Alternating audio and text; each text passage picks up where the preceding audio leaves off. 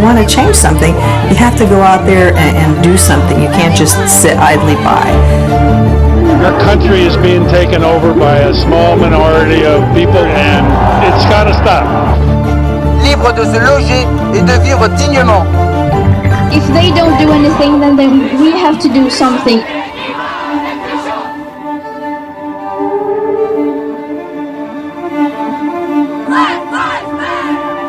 We live in a world where kids and teens must demand their leaders, their communities, to protect them.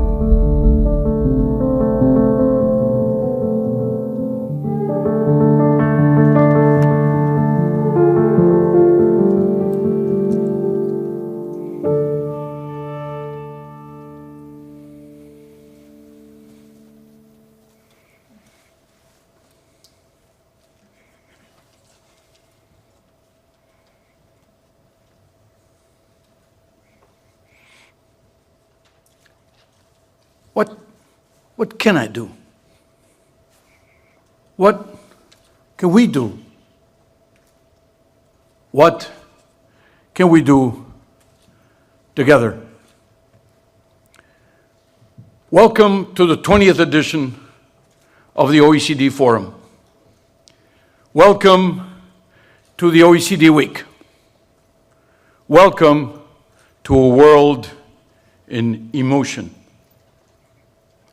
A world where digital technologies meet human sensitivity, where evidence meets intuition, where algorithms meet ethics and values.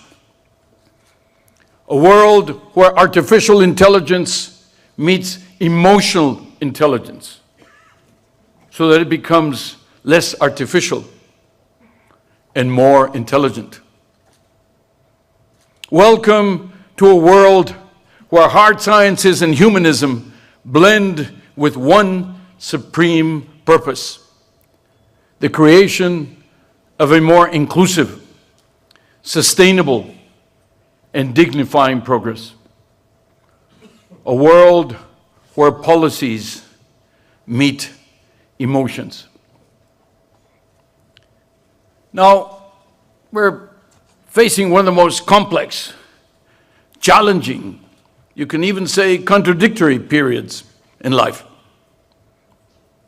in the world's history. The global economy has entered into a new slowdown, yet another one. Trade tensions keep escalating. In fact, they've already cost the world almost 1% of GDP and counting. The middle classes are shrinking, while the share of wages keeps falling. Global carbon emissions are growing again, while biodiversity is declining at unprecedented rates. Inequalities keep growing. Public trust remains at record lows. At the same time, digitalization is powering major improvements in communication, sustainability, and well-being. Artificial intelligence is transforming developing countries. Political participation is rising in almost every region of the world. Civic action is blossoming.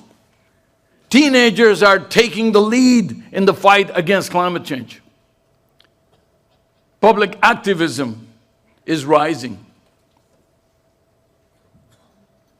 Now, globalization and digitalization have brought a plethora of benefits and progress.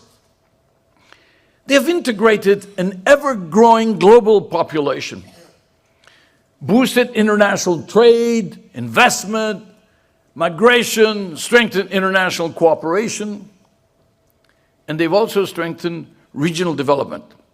They've helped us lift millions of people from extreme poverty. Globalization and digitalization have together produced what is known today as the fourth industrial revolution, giving birth to a veritable cascade of new technologies, innovations, improvements, all to be used for human development. The internet, smartphones, robotics, computational biology, open data. The question of data, e-government, intelligent vaccines, drones that deliver blood to remote hospitals in African countries, online education, smart energy grids, robot-assisted surgery, blockchain, you name it. Just goes on and on and on. It is exciting, it is inspiring, and it is encouraging. But all this progress also comes pregnant with challenges. As beneficial and irreversible as they are, globalization and digitalization are also producing some dangerous tectonic fault lines in our societies. First, because they're leaving many behind. Now, the bottom half of the world's population owns less than 1% of the global wealth. Just digest that, you know. The bottom half of the world population, 50% of the poorest, own less than 1% of the global wealth, while the richest decile, the 10% richest, own 85% of the total wealth. Half of the world's population still does not have access to the internet, and the majority does not have access to the better, fastest modalities of broadband, all of which would be just a piece of information were it not because it exacerbates inequalities. For example, wherever they live, women are 40% less likely than men to have ever used the internet. Now, perhaps even more worrisome, most people do not have today, in 2019, most people in the workforce do not have the necessary skills to thrive in the digital world. Second, they're also creating new risks and uncertainties. Technological progress, greater global integration along global supply chains is benefiting workers with high skills. That is intuitive, if you will. But it is threatening many others with low or outdated skills. Now, over the next 15 to 20 years, 14% of jobs in the OECD will be at high risk of automation, meaning at high risk of being displaced by automation. And another third of the jobs will be radically disrupted or transformed. Now, these two together add up to about half the total jobs in the OECD today. There are also risks of reinforcing existing biases when we're codifying for artificial intelligence. There's also the risk of data privacy, the dark web, cyber attacks, misinformation campaigns, and spreading hate, extremism, and even terrorism through social media, as we saw in Christchurch not too long ago. And here I'd like to pay homage to the Prime Minister of New Zealand, not only because of her reaction to the Christchurch tragedy, but also to the initiative she took and the leadership she has shown in order to let the world know that this is not possible, that it should not be possible, and to lead an effort where we should all participate to make sure it doesn't happen again. And third, globalization, digitalization, they are breeding fear in society. They are breeding anxiety in society. The 2019 Edelman Trust Barometer reported that 60% of the employees of multinationals in 27 countries where we surveyed across the world, 60% fear losing their jobs to automation. Now, we have determined that about 14% of them actually will lose their jobs. But 60% live in fear every day that they will be part of that 14%. Only 49% of the respondents believe that they and their family will be better off in 5 years' time. That has almost become a cliche. But how terrible a cliche. How dramatic a cliche. We're breaking the logic with which we grew up, that every generation will be somewhat better off than the past one. And only 1 in 5 believe that the system is working for them, that the system is responsive to their problems, to my problems. These concerns are spilling over into politics. They're breeding divisive emotions. They're driving people apart. And they're fueling dangerous policies. Now, we must correct these fault lines. We must address these fears.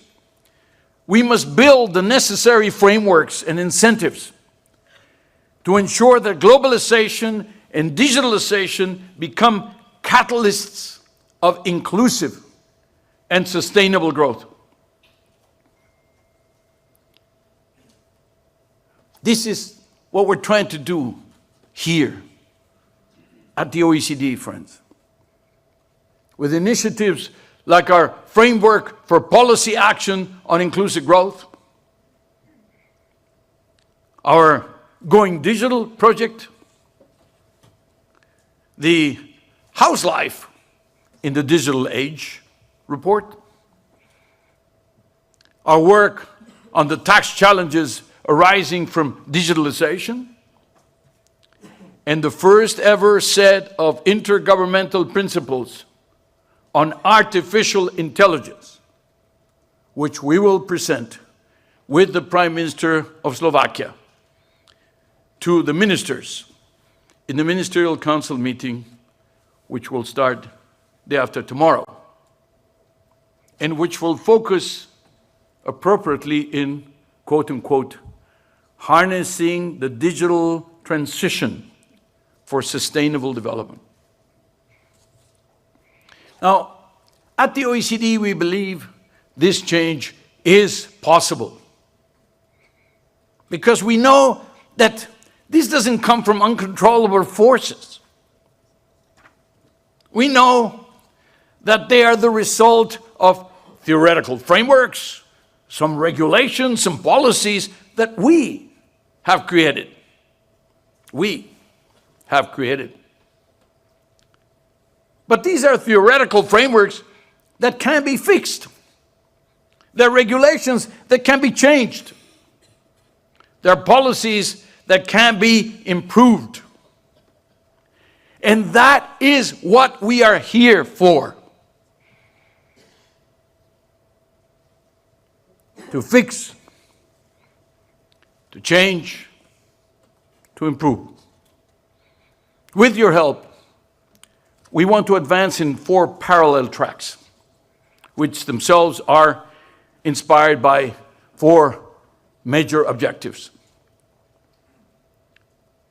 1, to help countries build a new social contract. Some people are calling it a societal contract. One based on inclusion, on sustainability, on well-being. If well-being is not the ultimate goal of public policies, those public policies are not very much worth the paper they're written on. Second, to help countries strengthen integrity and regain the public trust.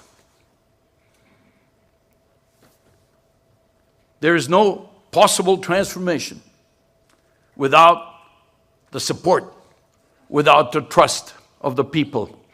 And trust is one of the big casualties of the crisis. Third, to help countries empower people for the future of work. Why? Because economic success, productivity, human progress, they are determined by the quality of our skills. They don't come spontaneously. They're not self-generated. You have to prepare for them, you have to build up for them, and they have to be in a context of policies that promote them. Productivity, human progress are determined by the quality of our skills, upskilling, reskilling. Fourth, to help countries strengthen international cooperation, making such international cooperation more efficient, more transparent, more reliable. Global challenges can only be addressed globally. And that means multilateral cooperation.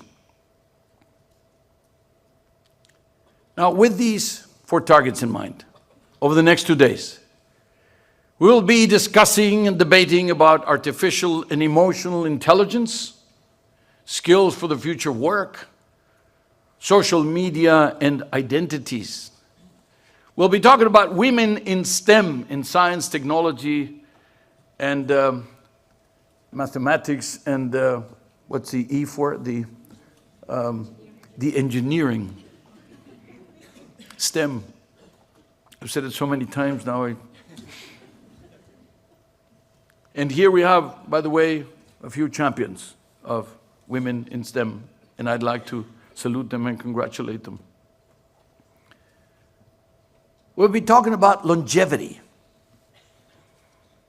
which is fine, but also about the impact of longevity, the quality of life. And we'll also be talking about the financial and budgetary impacts of longevity.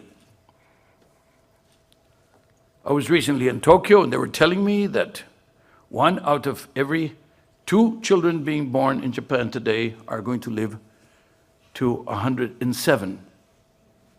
That obviously has very important implications of all kinds. You know, not only economic and financial, but budgetary, but also societal. Now, let me also say that we're going to be reflecting on how to reinvigorate democracy.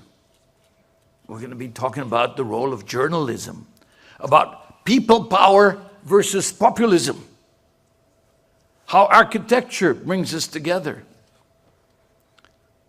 All this will be energized by our discovery labs. We're going to have sessions that, you know, where you meet the author You're going to have interactive workshops. It's going to be exciting just to discover, walk around the corridors, go to the next room, and you will find something going on that will just, capture your imagination and intrigue you and focus your mind. So, dear ministers, ambassadors, ladies and gentlemen, we need to understand why our people are frustrated, why they are producing these rather unexpected but almost now consistent results in the polls. And that's when they actually choose to go and vote. I'm sure the 60% of the youth in Britain that did not go to vote in the referendum about Brexit are regretting it very much today. This anger that is fueling the populisms, all the wrong isms, the bad isms, the feeling of unfairness of the many left behind. Now, to design a new set of policies, to create a new social contract, a better and fair economic system, a more inclusive, sustainable digital era, it will be crucial to add emotions to the policy-making mix. Any policy that does not appeal to human passion is born dead. Any reform that does not generate people's engagement will make little difference. And any policy that does not connect with people's dreams will never get the necessary traction to succeed. It is time, thus, for evidence-based emotional policies. It is time to connect algorithms with human values, economists with psychologists, bankers with philosophers, energy ministers with children. Now, let's remember the words of one of the great leaders of our time, the 15-year-old activist Greta Thunberg. She said, if solutions within the system are so impossible to find, then we should change the system itself. This is the voice of the future. We're now quoting her in this august body, and she's 15. And she already mobilized millions and millions and millions that went out to say, yes, we are worried. Yes, we don't want to inherit a planet that is worse off than it is today. So let's listen to her. Let's listen to these voices. Let's direct, let's harness the inevitable change rather than be driven by it. The world in emotion needs your attention, needs your vision. Your ambition needs your sense of mission. The world in emotion needs your participation and your commitment. The world in emotion needs your emotion. So have a great forum. Thank you.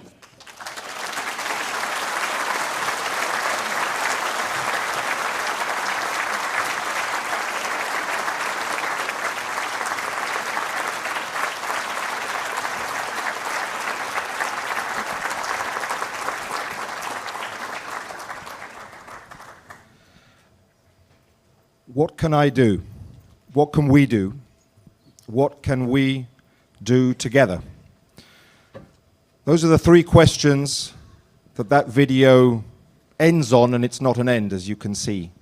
The three questions that the Secretary General poses at the beginning of his speech, and the one that we pose to ourselves, and to three panelists who I'm delighted to welcome this morning. People taking action, people power. It resonates strongly this year. 2019 marks the 20th anniversary of the Forum, and we see direct echoes to 20 years ago. Some in this room will remember the multilateral agreement on investments. Some were at Seattle, or remember Seattle in 1999. Today, their equivalents, Indignados, Occupy, the March for Our Lives, or indeed the climate marches. And I, for one, feel very positive emotions in being able to welcome you to this opening panel and to give the floor to three individuals who strive to find solutions and answers to these very questions. You represent three different generations. You have three different experiences, but to my mind, the three of you share a common aspiration, and that is to do things, to address big societal challenges, and bring others along with you. And if we are all here, it's because the same is true of all of us in this room, in different measures, from around the world and from all walks of life. Let me turn first off to you, Anuna de Wever. You're the co-founder of Youth for Climate. Angel just mentioned your friend Greta Thunberg. You're 17 years old. You have mobilized thousands of students in Europe on the issue of climate. You were just telling me that 35,000 students in Belgium alone went on strike on Thursdays on this issue. You're an example of booming civic action that Angel just referred to. And I want to begin by asking, why does a 17-year-old who could be doing all sorts of interesting things at your age decide to commit yourself in this way to doing something as big as what you've done, and to take as many people along with you as you have done? Well, I think that it is kind of the reason that I'm 17 years old that I'm doing this. Because I feel like I was born in a world that is really, really not doing well right now. As you have already said, like, there is a big system change needed for tackling big problems like the climate crisis. You know, I feel very, very powerless. Or at least I felt very powerless. And then I was very angry, followed by that, and disappointed by the political action that has been taken place, because it is nothing. 195 countries signed the Paris Agreement. They promised us to take care of our future, and not one of them is in line with it. So then I realized we have to do something. And when I saw Greta with her action, she showed more bravery and courage than I have seen any political leader this year. But she needed a very, very big mobilization. So I thought, you know, I should help her. Did you go direct from the I to the we? Most of us start thinking about ourselves. Sometimes we can be worried, you know, what are the consequences for ourselves? How quickly did you move from I to we? I think immediately, because that's the whole point. We have to think about others. That's the whole point, that this system is going so wrong, I think, you know. And our first strike, I remember I went down to Brussels, followed by like 3 camera crews or 20 people. And I thought, you know, what if no one shows up? I had no idea if my generation was willing to do something this big. But then I was there, and 3,000 people joined us, 15,000 a week after that, 35,000 a week after that. And a new generation was born, a generation of rebels, a generation of people who are not just letting the system take over as it is right now, because as Greta says, the only thing we hear from politicians is that it is impossible to solve it, that there are no solutions, that we cannot tackle this. But then it is very, very, very possible. But we need a system change. What would you say your fundamental hopes and aspirations for the future of this people power that you've embarked on? I think the hope that I have is that we have a future. And that's the whole point, that we come on the streets. And I think right now there is just a revolution going on. There are so many young people. I mean, this never happened before. And that is the whole strength of this thing, that all these people coming on the streets every week, they do it because they believe in it, because they believe in their future and they are ready to fight for it, you know? I mean, we are doing this for the children in Mozambique. The children who have seen their homes flooded by the rising sea level and their cities destroyed by hurricanes, for the millions of animal species that we kill every year, and the humans that have already been lost because of climate change. For them, we are on the streets, and that is the big power, because it is so important. Matuš Valo, you are now the mayor of Bratislava. When I met you for the first time in February, I think you'd been in office for just about a month. As the Secretary General said, this is the year of Slovakia, as far as the OECD week is concerned. You're not any regular mayor. You are a new kind of mayor. You're an architect. You're a system designer in that sense. You are a member of a rock band. That also elicits many emotions. And when we spoke for the first time, I heard you talking about a desire to design new forms of democratic participation for our societies, to hold those societies together and for citizens to actually remain engaged. What makes someone like you, a successful architect, wonderful profession, I dreamt of being an architect as a kid, why would you want to move into the political realm, running a city with all of the headaches that can bring, and the millions of people you have to now have responsibility for? That's right. Thank you very much.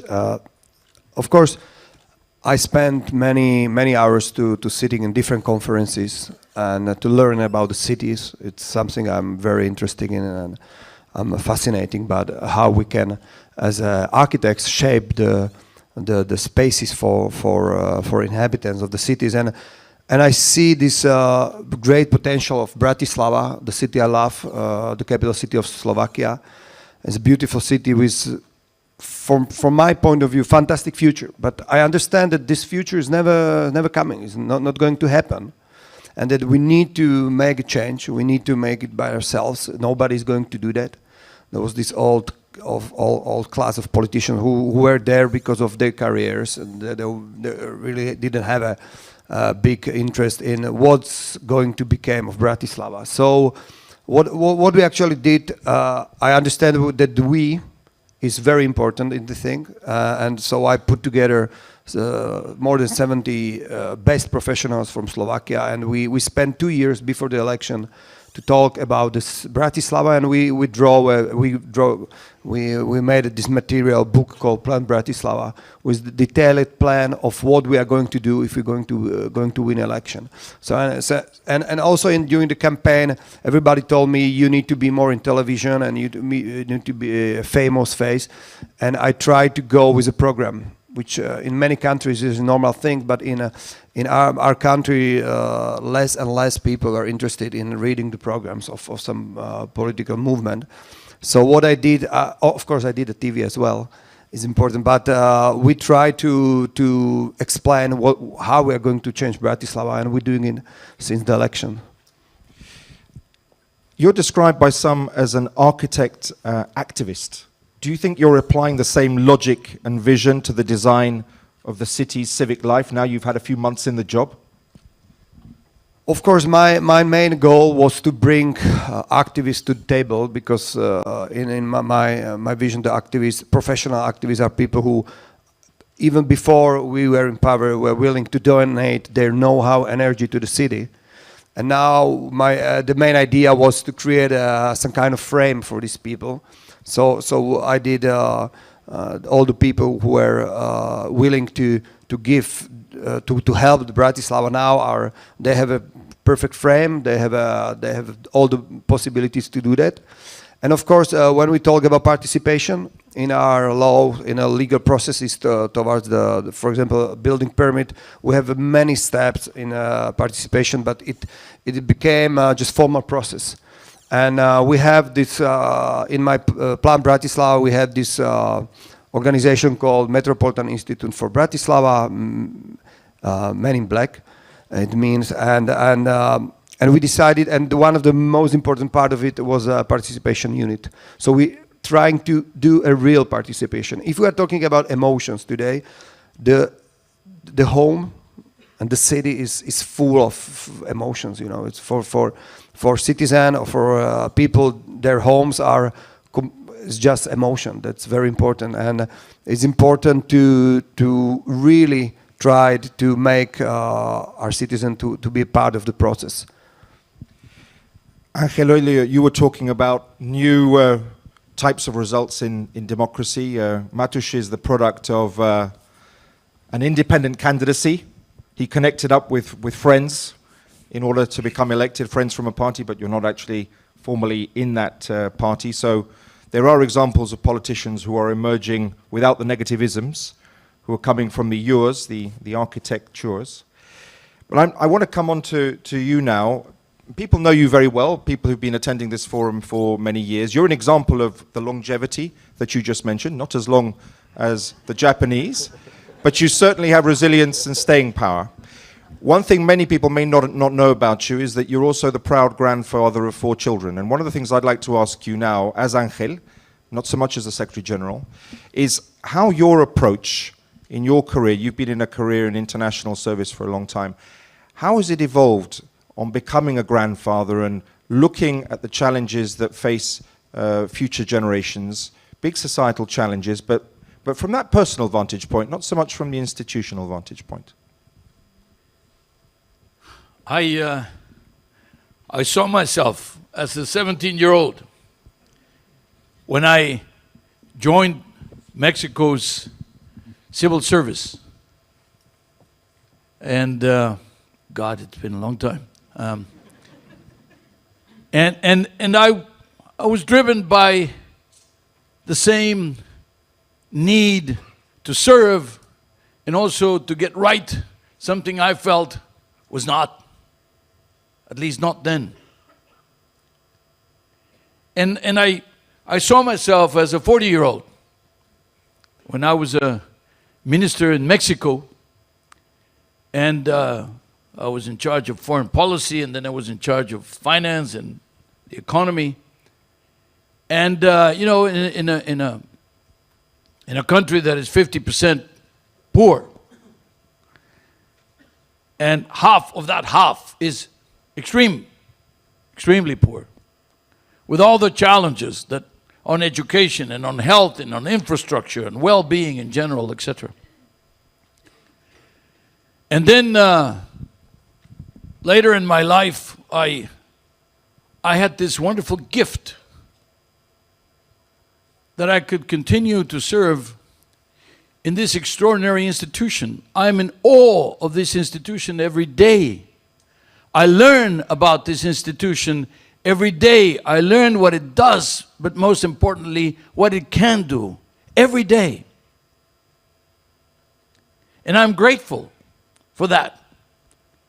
I'm grateful for having been a 17-year-old who wanted to serve and a 40-year-old who wanted to serve, and somebody who today has not lost the urge, the urgency, the emergency to try to make the world a little better every day.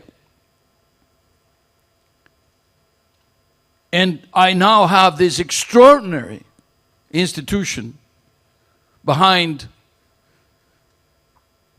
every day producing knowledge, producing, yes, data, but then turning the data into better policies for better lives. This motto that we built together.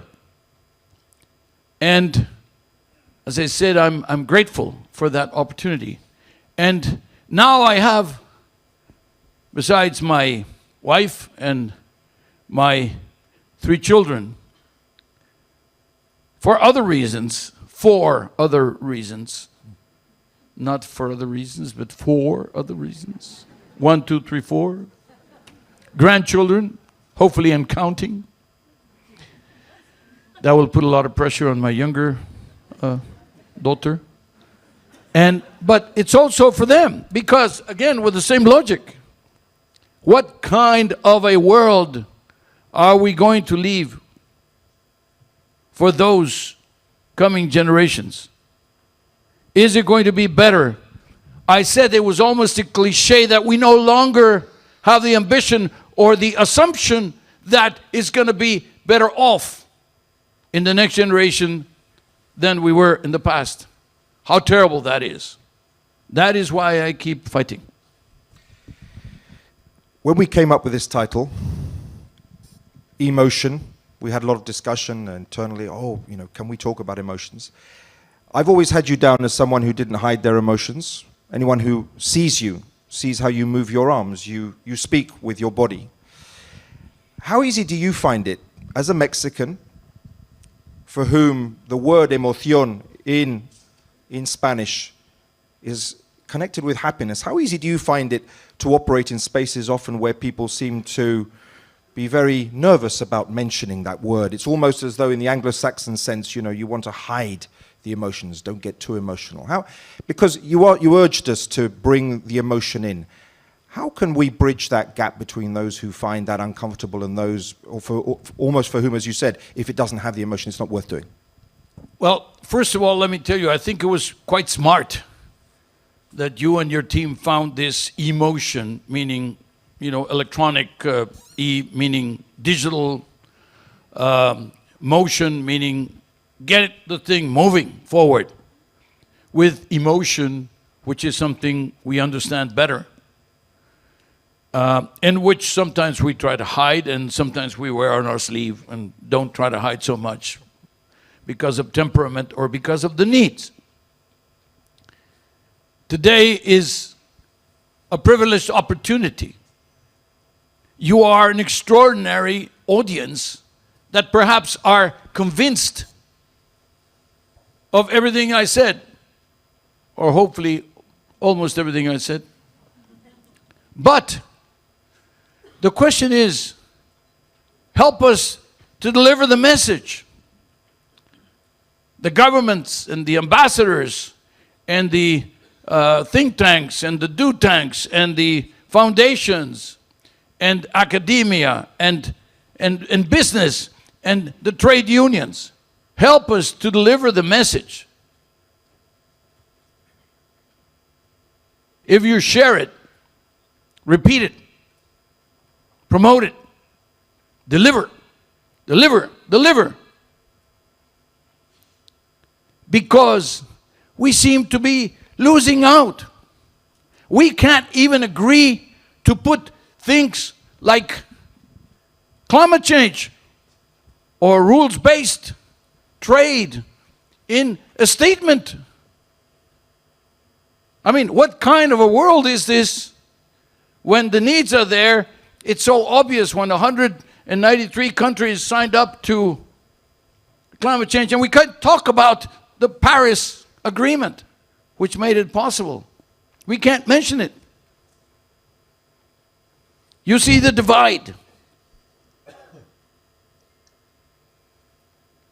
Why are we losing 1% of the world's growth because of the trade tensions? In less than 1 year, we've lost in our projections. We're going to roll out our projections tomorrow. We were going to be almost at 4%, and now we're between 3.1, 3.2 or something like that. So, I mean, we are in a situation where basically there's this divide. So it's not obvious. So you have to continue to hammer out these issues, to repeat them. In the time of fake news, facts have to continue to be repeated again and again and again. In the end, they will make the difference. Let me come back to you, Anuna. You've heard a very passionate Secretary General there. Maybe, I don't know how much you were expecting to come to the OECD and find that type of energy here.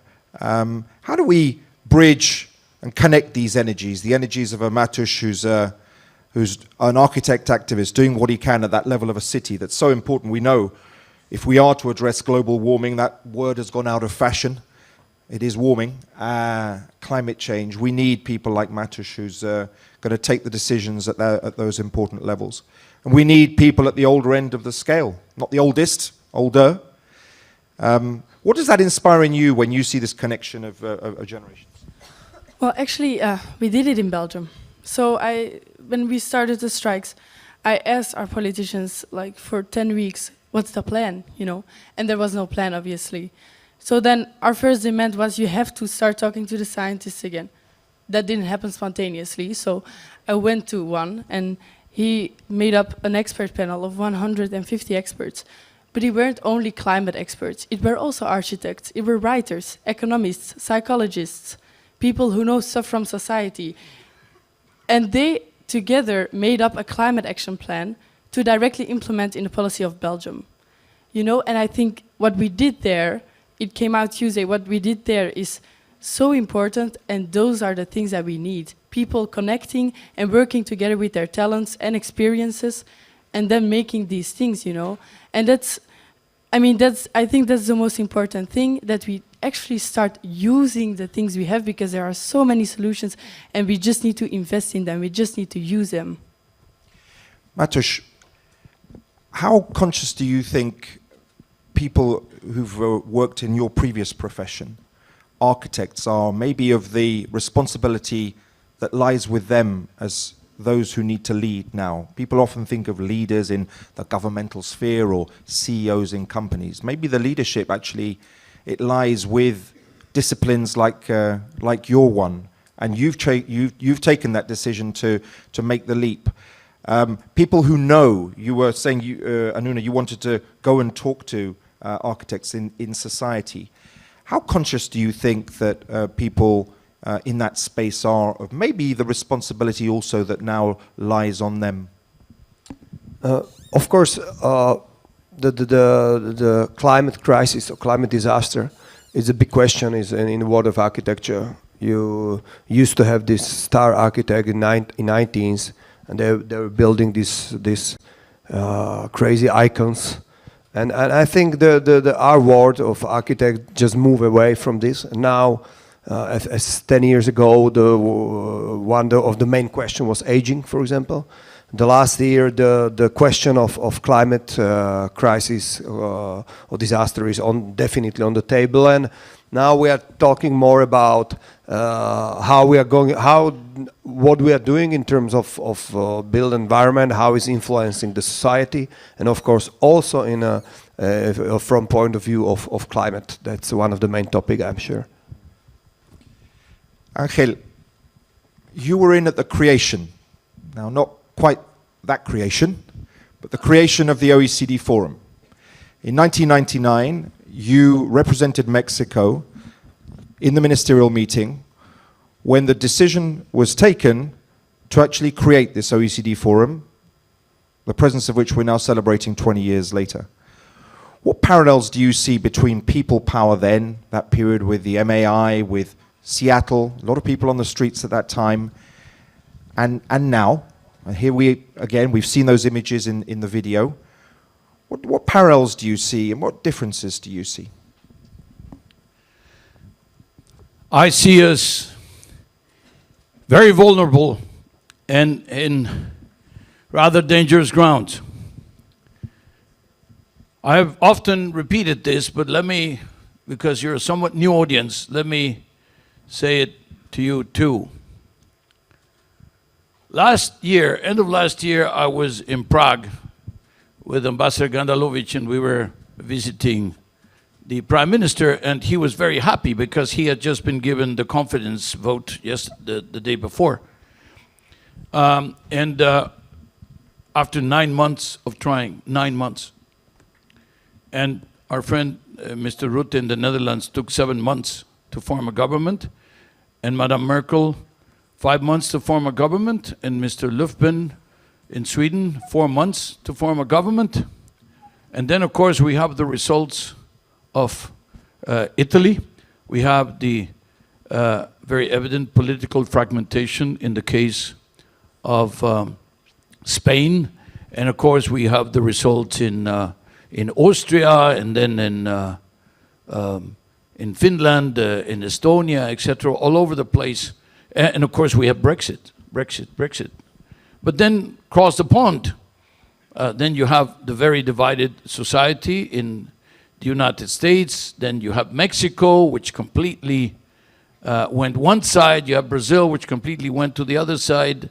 But what they have is one thing in common in this thing about anger, this thing about frustration, this thing about the fact that the system is not working for me, which I alluded to before. And this is the reason why we have to continue to be committed. This is the reason why we have to continue to work every day, every moment. This is the reason why we can't rest. This is the reason why we can never feel complacent. This is the reason why we have to be active all the time. This is the reason why we have to be challenging even our own established truths. Because obviously, there's a lot of work out there, and each one of us can make a difference. So what can I do? What can we do? And what can we do together? I think we've set the stage, posed the questions, thrown down the gauntlet. Our three panelists, they're examples of people who've picked that gauntlet up. And you will be seeing more of them throughout the next 2 days, as well as another 200 speakers that we've brought from 80 countries in the world. Your and our job is to individually and collectively try and contribute to answering those questions, or at least getting as far as we can in the next 48 hours, and to see how far we can get. I invite you to come back into this room tomorrow at the end of the day for that closing session to see how this video ends, at least as far as the OECD Forum itself is concerned. There's a lot we can do in the next 2 days. So go out there now, have a coffee, enjoy yourselves, but keep that in mind and do what you can. See you here tomorrow. Thank you very much.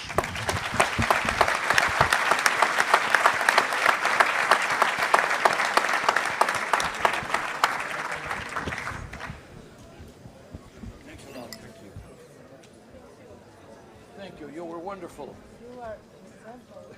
Really great job. I love it. You want to take a picture? It's amazing. Yes. Yes. Please, you in the middle. You in the middle. There.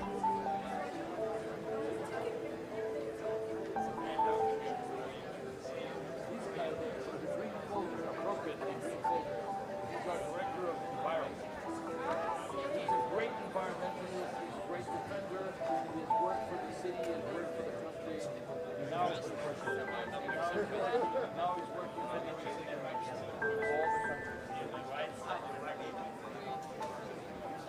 Thank you very much. Thank you. Thank you. Thank you. Thanks a lot.